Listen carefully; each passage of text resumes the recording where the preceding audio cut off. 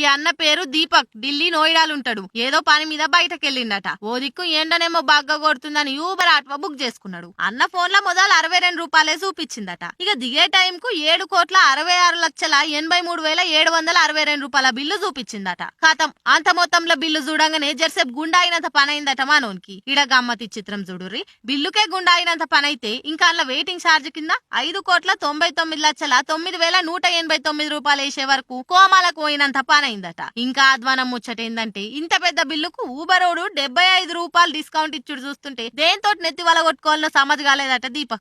ఇక ఈ ఎరైటీ కథనంత వీడియో తీసి దీపక్ దోస్తు ఆశిష్ మిశ్రా ట్విట్టర్ లో ఎక్కిచ్చిండు.